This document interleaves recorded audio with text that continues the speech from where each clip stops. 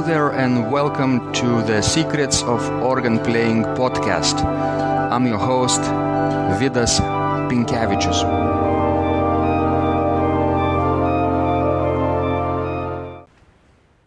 Welcome to Secrets of Organ Playing podcast number 71.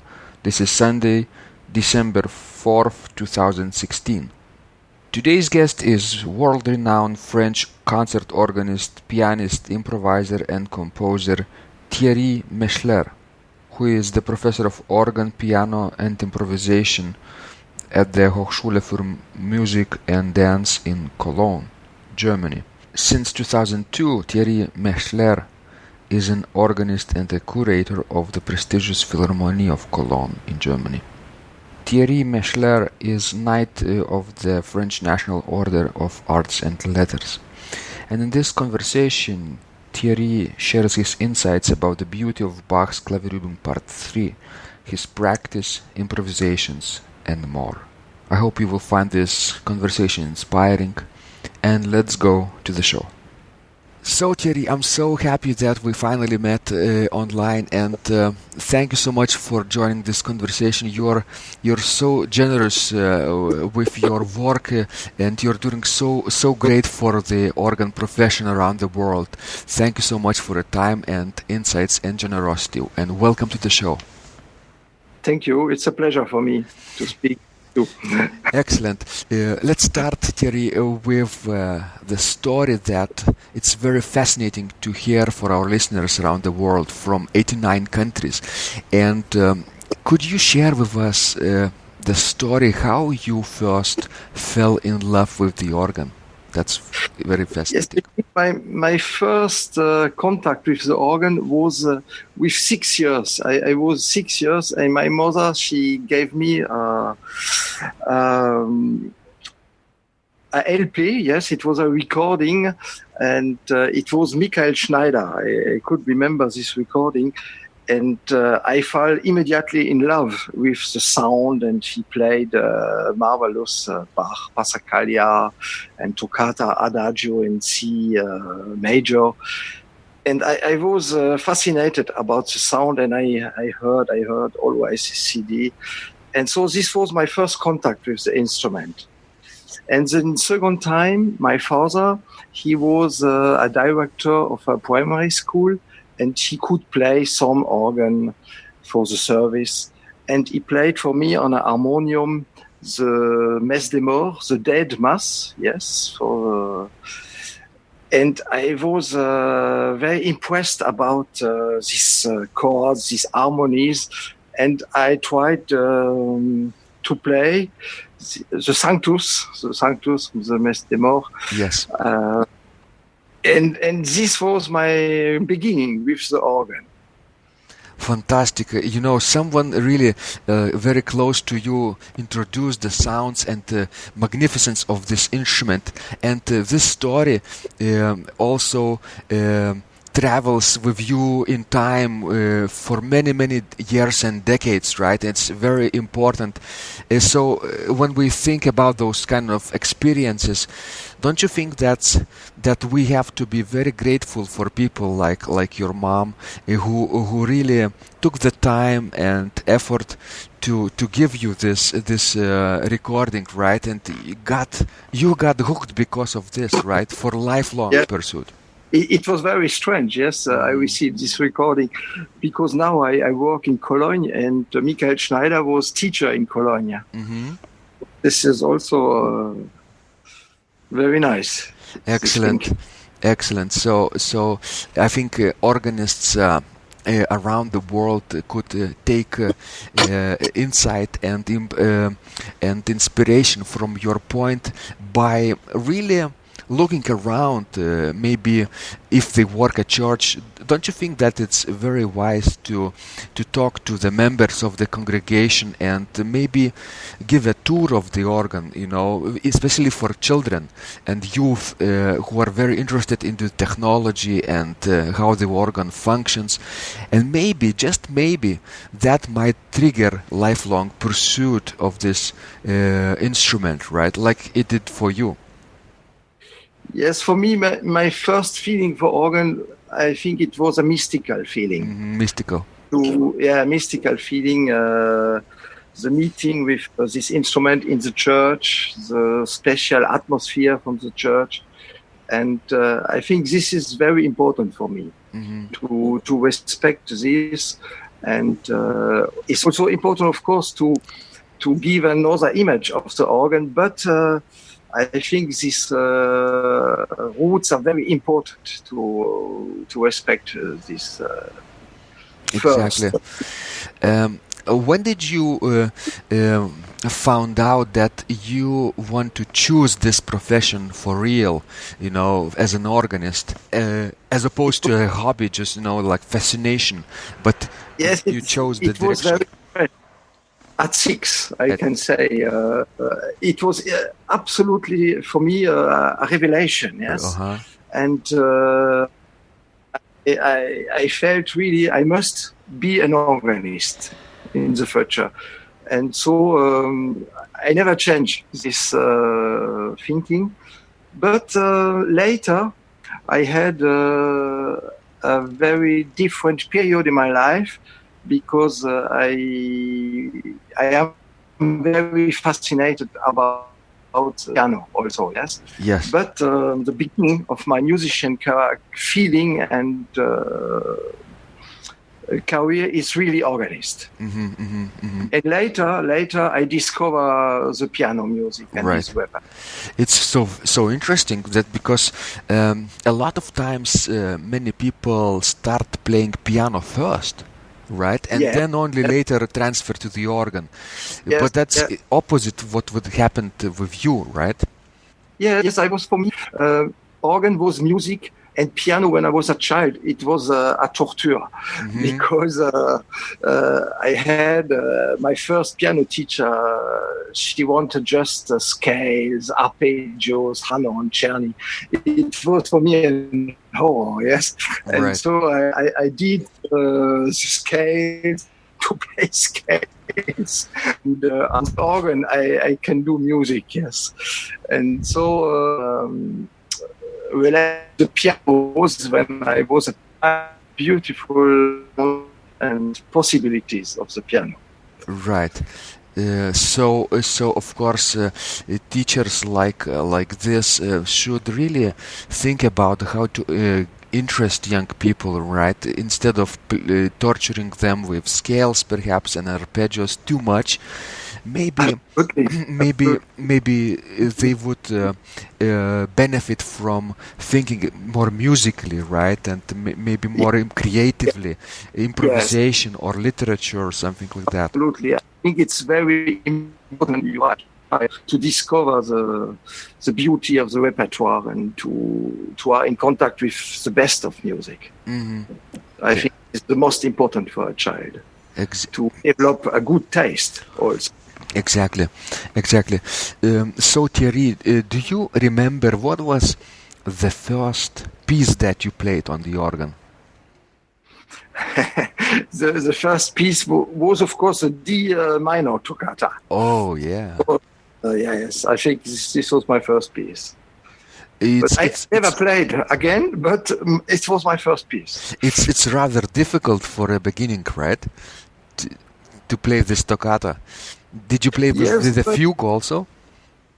Yes, because it was very interesting because it's a good piece for, you can remember this piece from memory and from the ear, yes? Yes. And so, of course, it was not a good interpretation, but it was for me a real contact with organ music and with the instrument.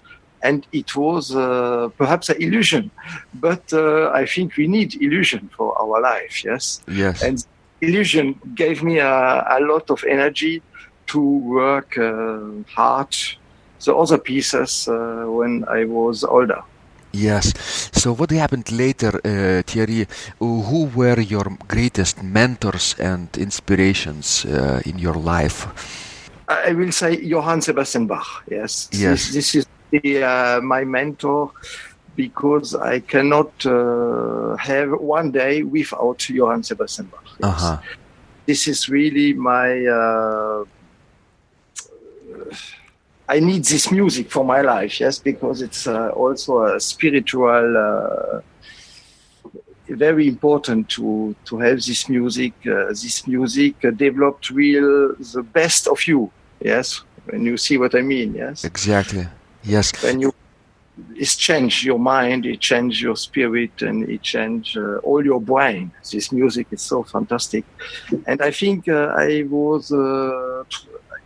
trust in Johann Sebastian Bach to do a lot of good things for the people.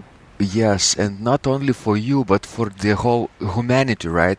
Bach's genius is so powerful, it transcends nationalities, borders, religions, probably anything, right? It speaks to the soul directly.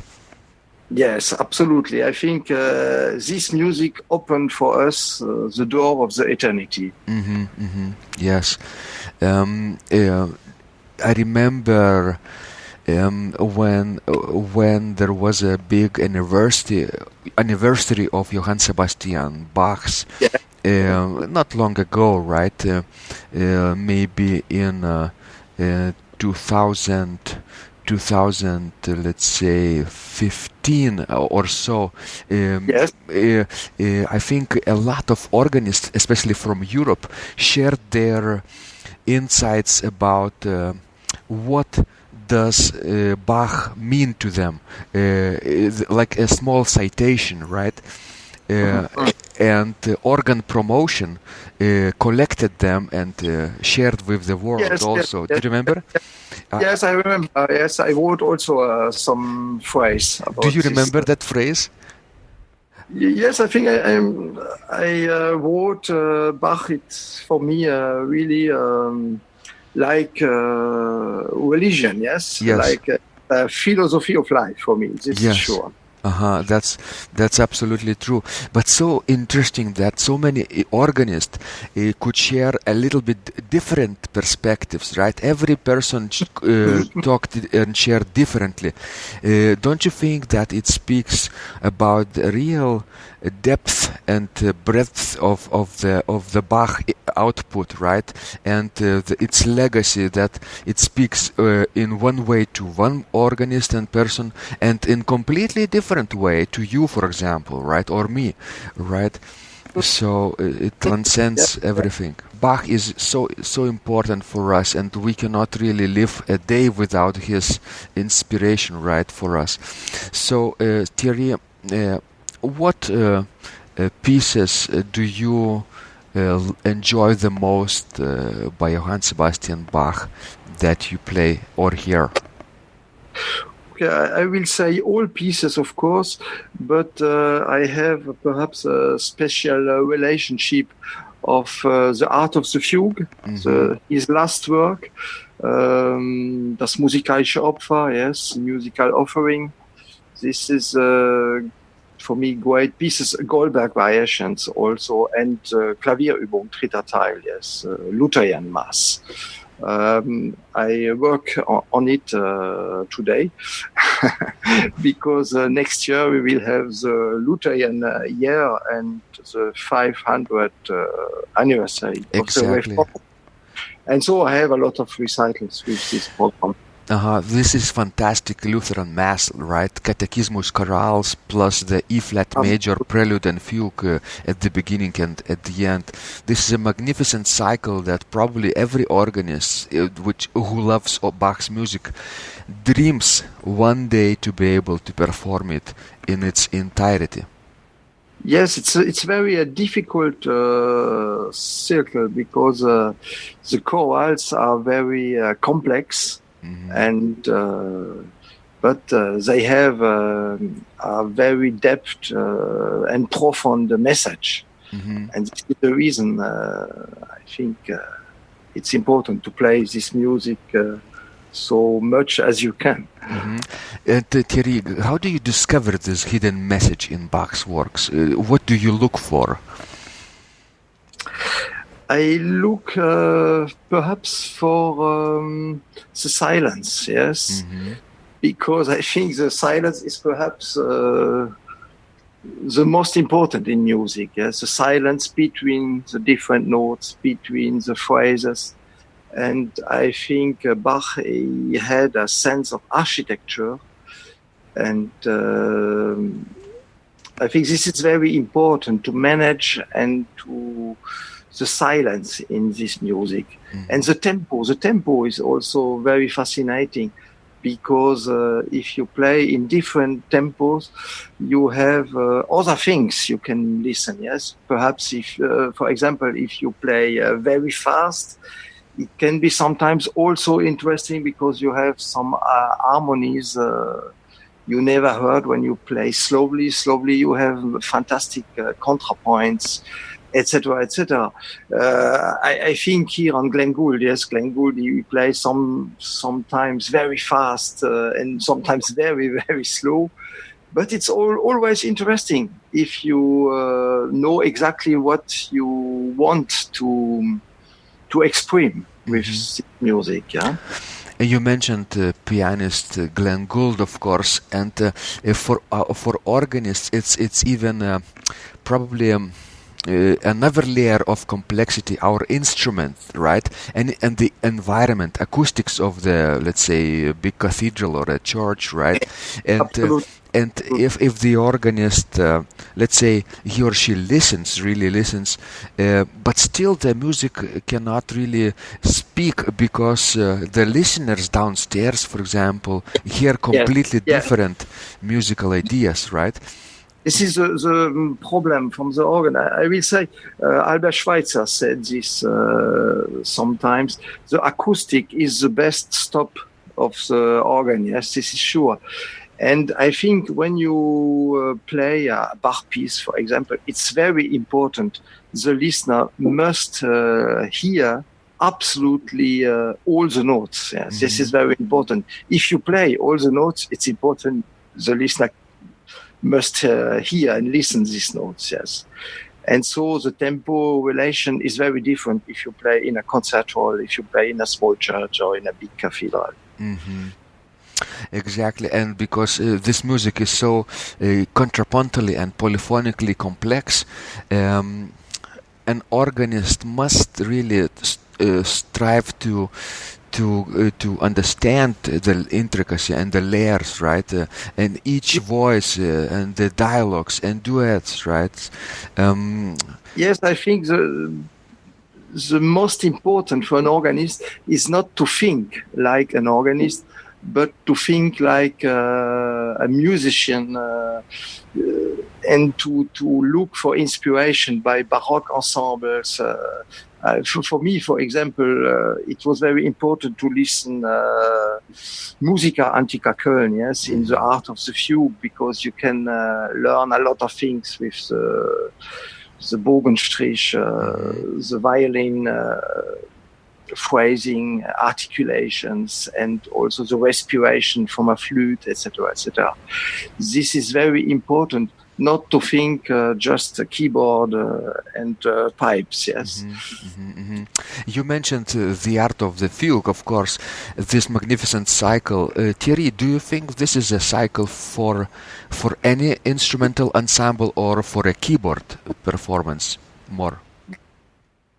I think it's music pure, yes. Pure. And music pure is it can very interesting to read, just the scores. It can be interesting to sing the scores. It can be interesting on a keyboard, on a string quartet, on with other instruments. All is possible, and this is the reason, because this music is very complex and on another side full of emotion. This is the charm of the art of the fugue, and it stays a mystery. Yes. It's so fascinating with Bach that it can sound equally well on a keyboard instrument like organ, or it can sound absolutely magnificent with wind instruments and string instrument put together, right? In a completely different way. But music in itself is so great that it surpasses the medium, right? Absolutely. The medium is not the most important. The music is the most important. And after, you can use different mediums. For example, a great modern piano can also very fascinating, because you can do a dialogue with between tenor and alt, the middles voices. Mm-hmm. And this is more difficult on the organ or more difficult on a harpsichord. And I think it's very important not to to stay just a specialist for one way. The music from Bach gave us a lot of possibilities, and I am sure if Bach he had a beautiful piano, he will also try to play at this beautiful piano and not stay just on the harpsichord. Mm-hmm, mm-hmm. Yes. But I like also harpsichord, of course. Yes, definitely. And when you think about the organ and art of fugue, you could play on one stop, on one beautiful principle, right? Entire Absolutely. cycle, and it won't be boring, right? Because the music is so fantastic. It depends of the voicing from the Right. principal, I Mhm. will say, yes. Yeah, If you're you right. have You're right. a beautiful principal, you can play a recital on it. Exactly. Sure. Yes. So definitely. What do you think makes Bach's music so versatile and, so to say, adaptable to other mediums? Do you think it's musical language, it's its depth and genius, or is it something else? I think it's more than genius, because when I think just, for example, the Matthäus Passion, Mm-hmm. if I must, for example, write just to do a copy, yes, a simple copy from this work, it will be a big challenge. It was impossible to find time to do just a copy. And when I see all the pieces Bach composed, and all the pieces are absolutely, for me, absolutely perfect, yes. And I think it's not, for me, it's not a normal human. It's impossible a normal human can do such quality and of music and quantity. Quality and quantity is by Bach. Mm-hmm. This is really a mystery for me. And his music is very full of sincerity. I think he gave us a very profound message for all the humanity and for our life.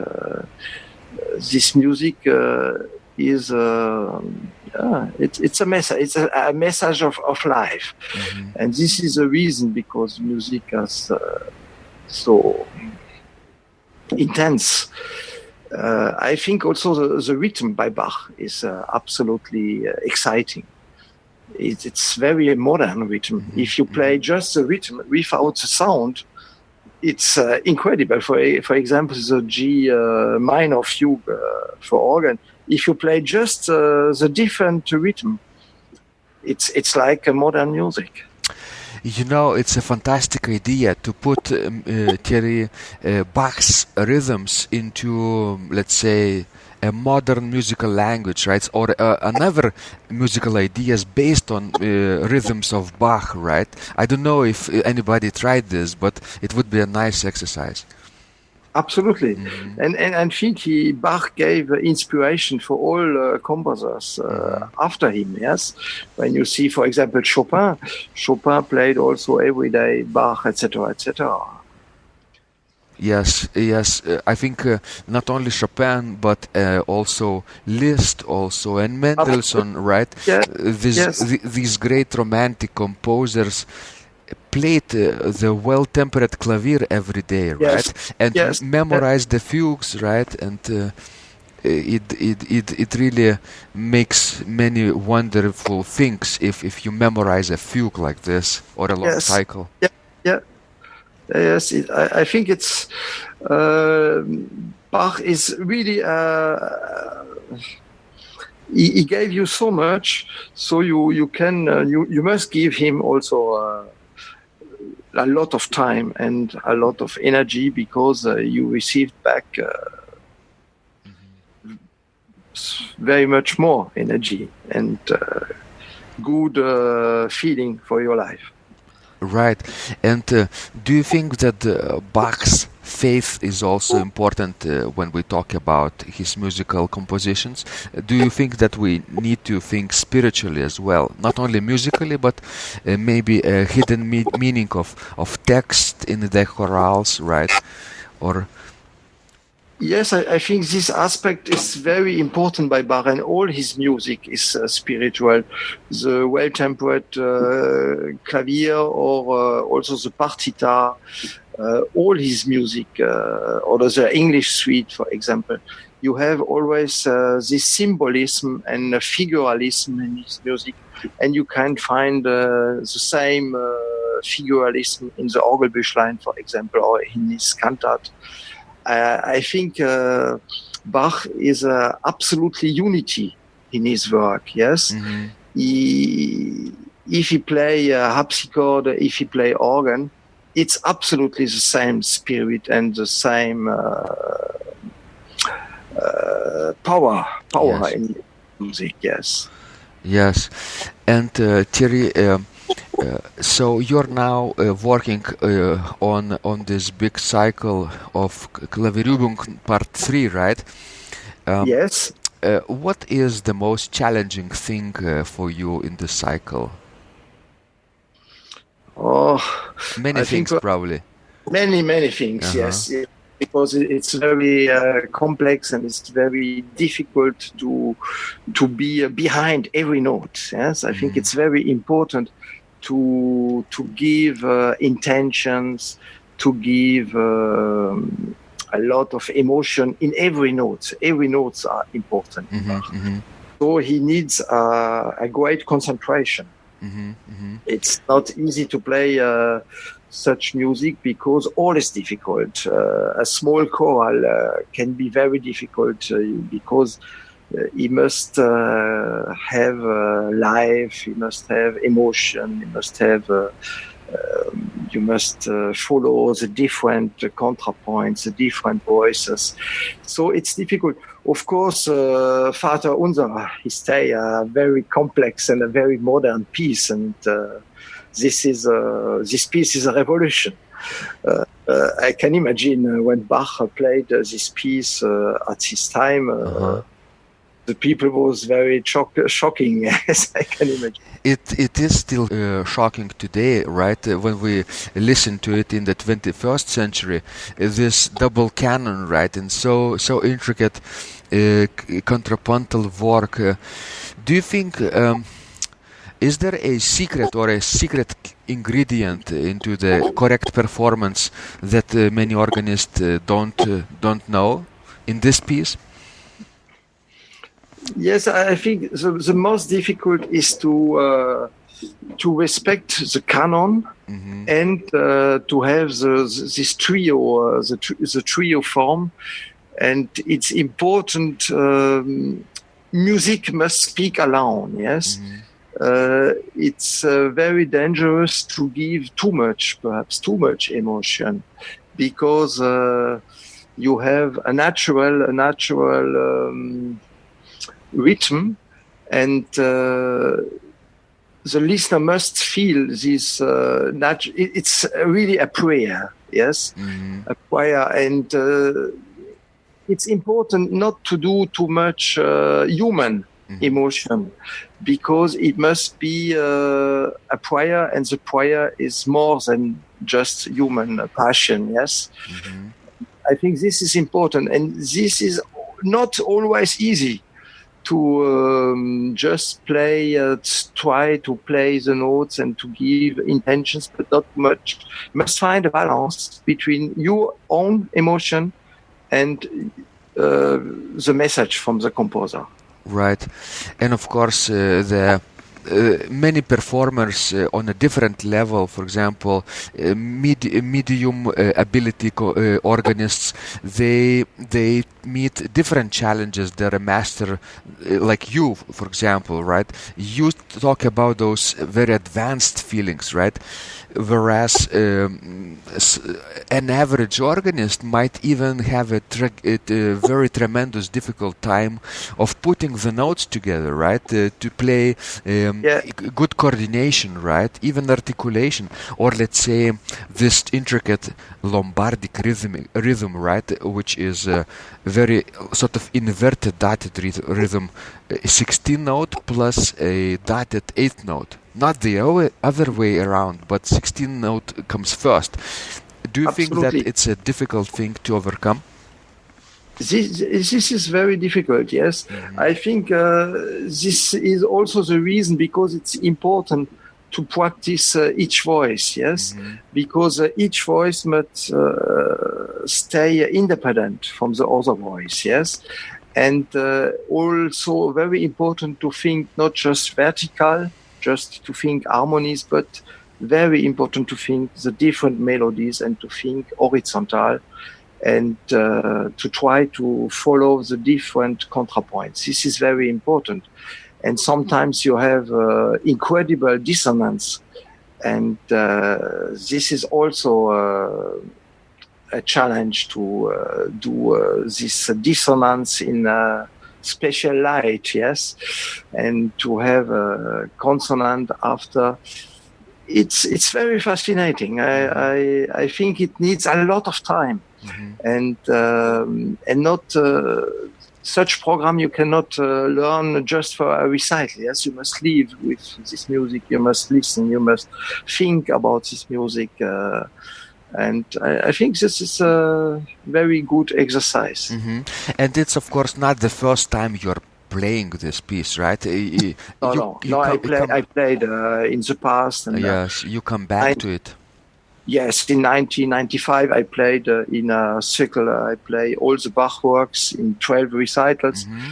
And of course I teach also sometimes these pieces to my students. So I know the work, but you must always work on it. Yeah? It's like a cathedral. Yes, you know, when you restore one side of the cathedral, next year you must restore the other side. Right. It's never finished.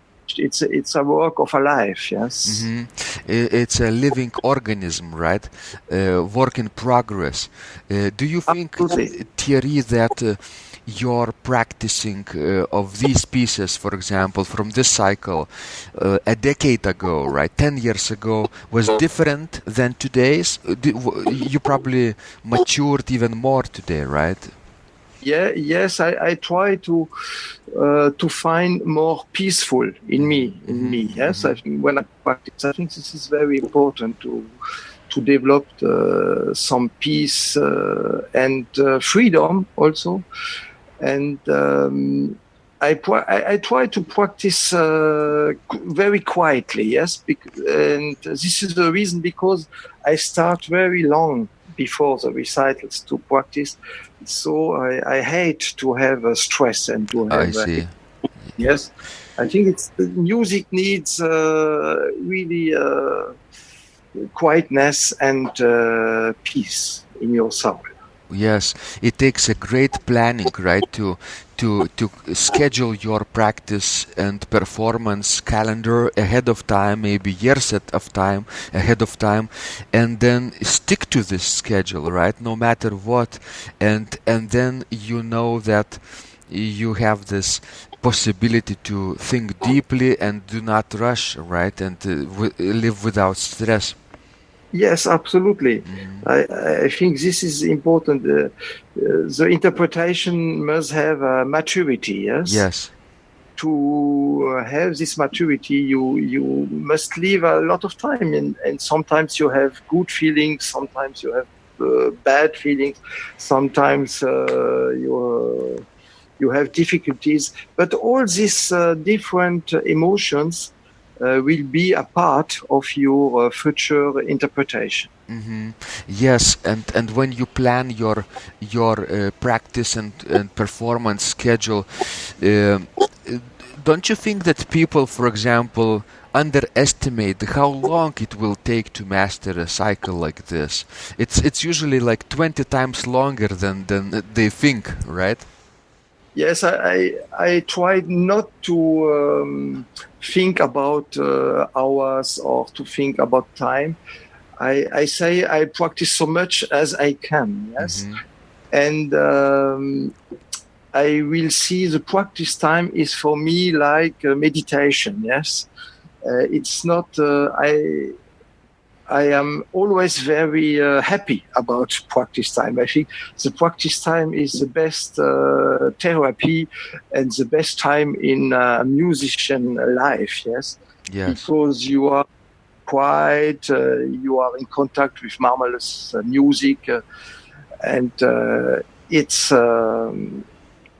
a great joy to practice. Yes. And so I think it's very important to develop this relation for the practice, yes? Mm-hmm. And if you have this relation with your practice time, of course, you will try to practice so much as you can, because it's a big pleasure, yes?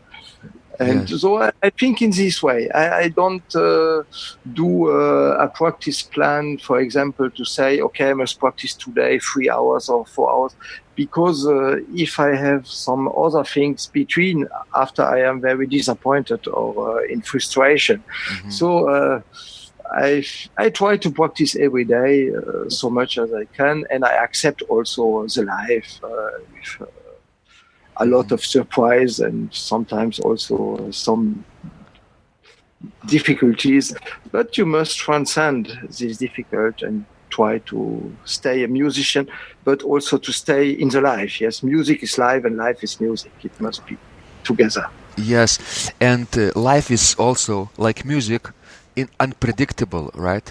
And if you plan some things, life gets in a way, and you might not find time to practice that morning, for example. But as you say, you should not feel bad about it, right? No. For example, you see, I start to practice this morning. Mm-hmm. Now we have the interview, and I try to stay quiet. If, for example, this morning I plan to practice 3 hours, mm-hmm. I will be very nervous now, because this morning I cannot play 3 hours. So I think it's very important to accept the life and the moment. If you can practice, if you cannot practice, it's your life. You must accept it.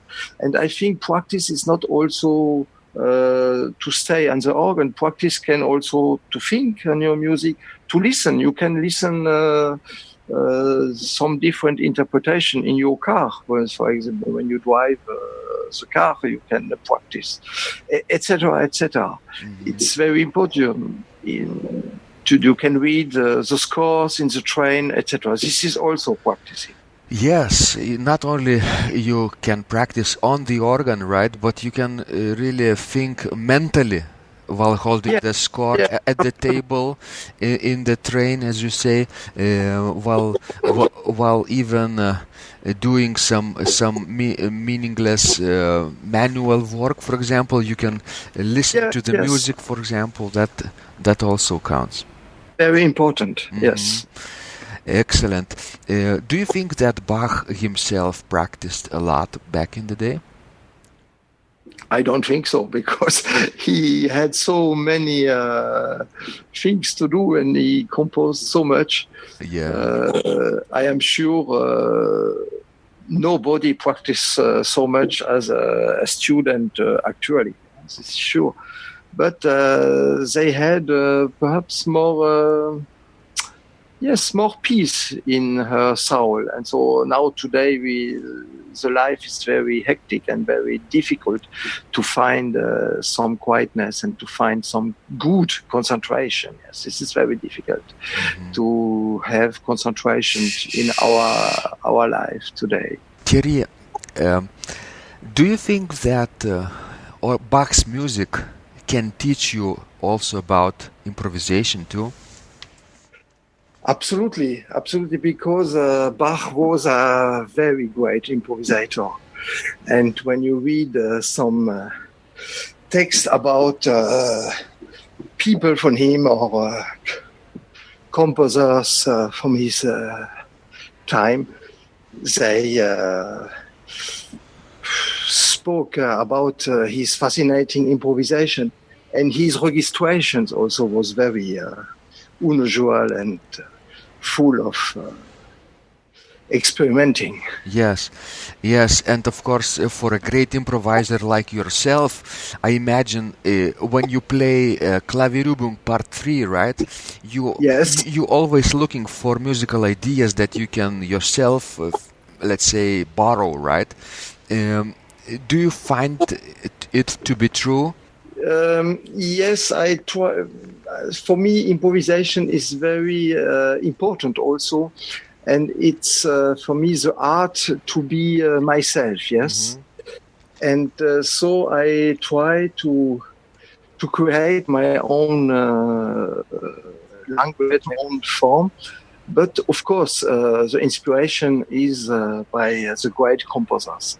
But perhaps not by Bach, because my improvisation style is not a Baroque style, yes? Yes. So I try to continue the tradition, the French tradition from the 20th century in the 21st century. And so my inspirations are more by Ravel, Claude Debussy, Olivier Messiaen, Tournemire, etc. Exactly.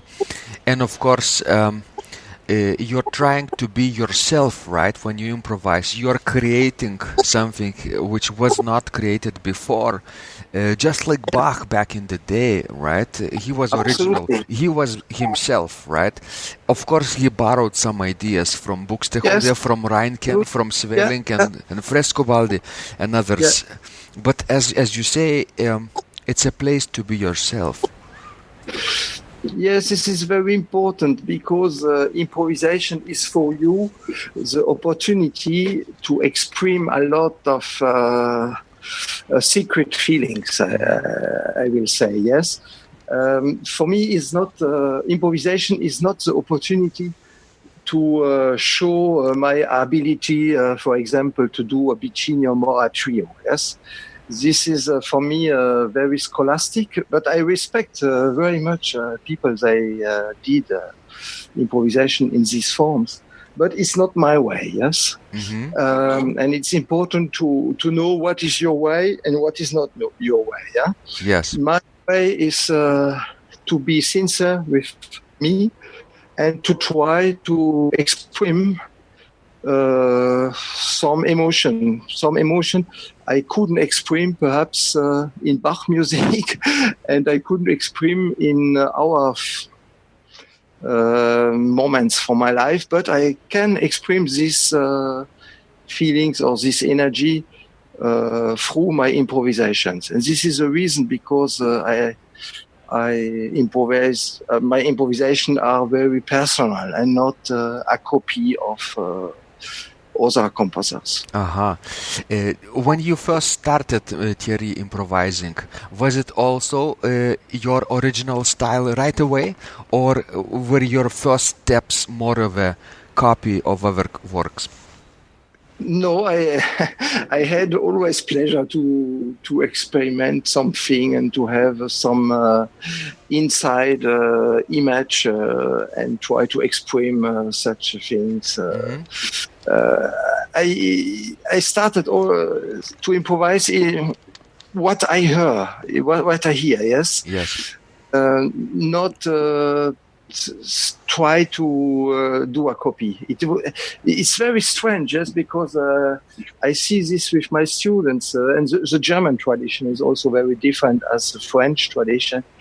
They are very fascinated about the copy, etc. Of course, it's very important to teach and to do also some copy, to learn some different styles. But when I was a child or a student, I never was interested to improvise a Baroque fugue or such things. I have not. I need not this this form. Yes, it's very strange because I think Bach or other composers they wrote such beautiful fugues, and I cannot understand to spend some hours to do another fugue and not so good as Bach, for example. Yes. Yeah, exactly. It will be very difficult to surpass Bach, right? To be like in a competition with Bach. Remember Louis Marchand, right? Who was competing with Bach and was scared actually of Bach and ran away, right? So if a person today tries to compete with Bach's fugue, right, fugal writing and fugal improvisations, tries to do better than Bach, he will be or she will be deeply disappointed. Yes, absolutely.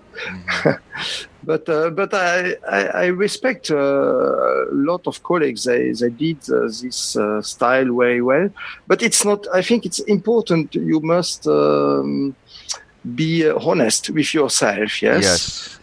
For me, it's not my way and my feeling. So it's better I don't try to do this. I think, Thierry, the reason that a lot of organists, master organists, your colleagues, right, greatest organists from many countries, still improvise in the old styles, the reason for this might be the instruments that they play, right? Of course. Those mechanical instruments built. This can be very exciting. Yes, for example, if you play a Silbermann organ, you have the inspiration to improvise in a Couperin style.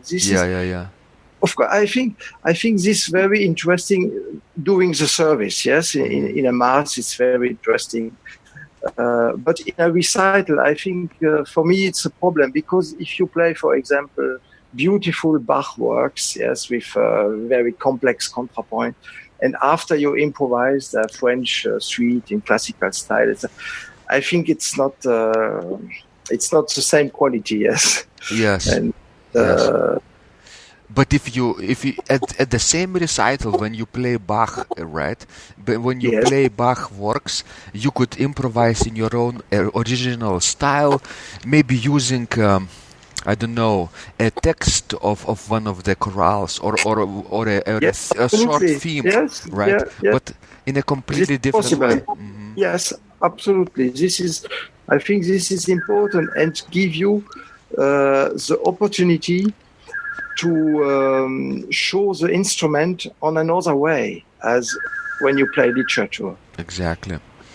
This is where you can find sounds, you can find beautiful combinations of colors, and this is it can be fascinating also for the listener to listen the organ sound in a completely different way. Thierry, it was so wonderful to talk to you today, but before we end, I was going to ask you this question. Is there any one thing that you wish you knew when you first started playing the organ that you know now that might have helped you back in the day?